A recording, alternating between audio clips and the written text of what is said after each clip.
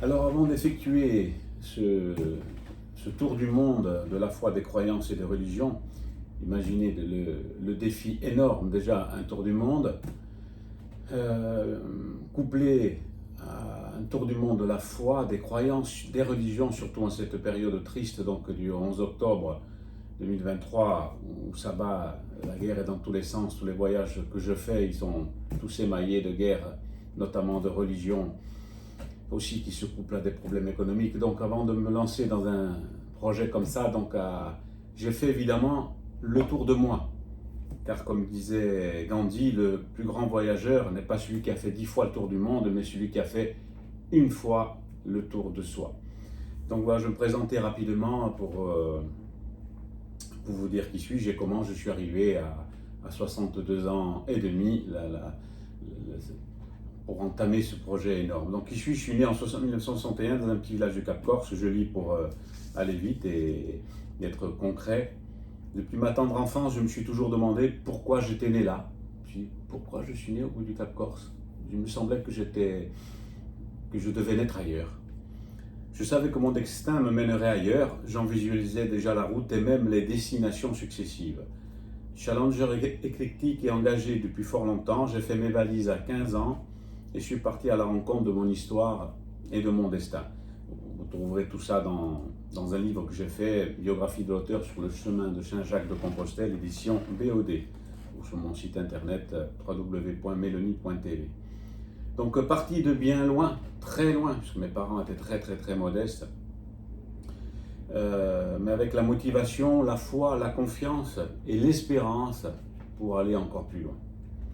Le tour de moi était possible car j'ai commencé par le tour du monde du travail et de l'entreprise, dans divers secteurs et divers pays. Je suis parti fleur au fusil, comme on peut dire, plutôt créateur que cultivateur. Je suis un bon créateur et à bout de 4-5 ans, quand l'affaire ronronne, ça ne me passionne plus et je cède, je vends, je m'arrête.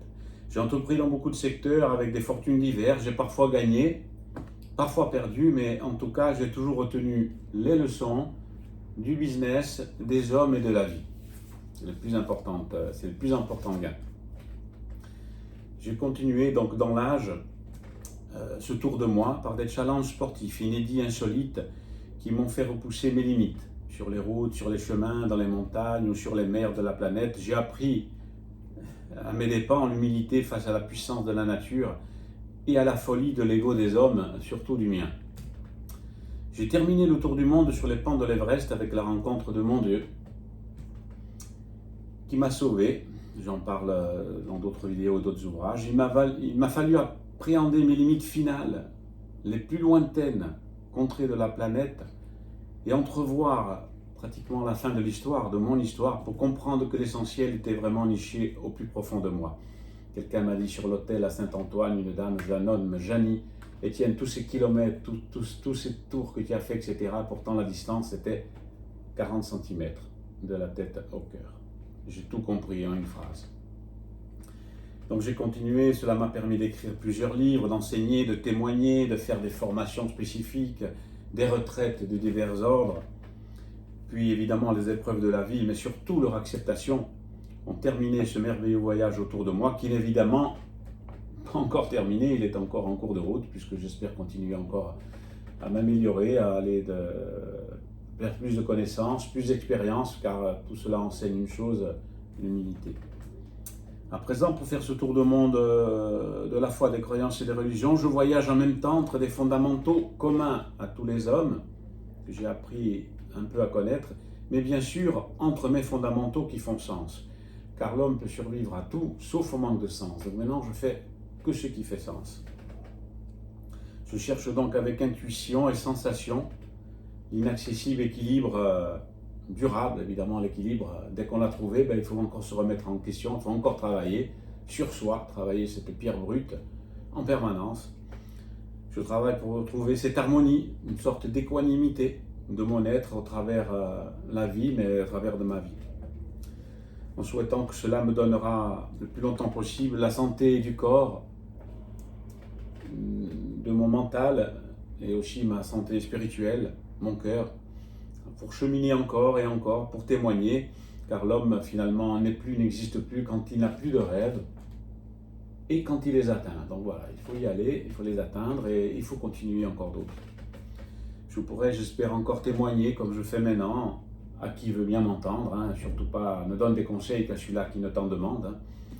Donc témoigner objectivement, le mieux possible, en toute humilité, vous partager mes expériences, les faire évoluer en même temps que les vôtres, parce qu'on n'est jamais tout seul, on est toujours au minimum deux, progresser inlassablement sur le chemin de l'ignorance vers la connaissance, comme j'ai déjà dit dans d'autres vidéos, et celui de la peur à la confiance, qui nous mèneront, je l'espère, je le souhaite, enfin en tout cas déjà pour moi, vers le chemin de l'amour et du pardon, très important, les deux vont ensemble. Donc pour terminer, parfois mon ego, mes démons me rattrapent, hein, parce que évidemment, hein, je suis comme tout le monde. Par contre, je le sais à présent, qu'ils sont toujours là pour me tirailler. Donc j'essaie d'être vigilant et d'avoir des petits clignotants qui s'allument, des petites alertes. Et comme au premier jour, hein, j'ai confiance, j'ai de la foi et j'ai de l'espérance. Et puis, même si l'existence a été parfois difficile, et est parfois difficile, la vie reste surtout belle. Bon voyage avec moi, allez en paix, et si vous avez un Dieu, qu'il vous bénisse.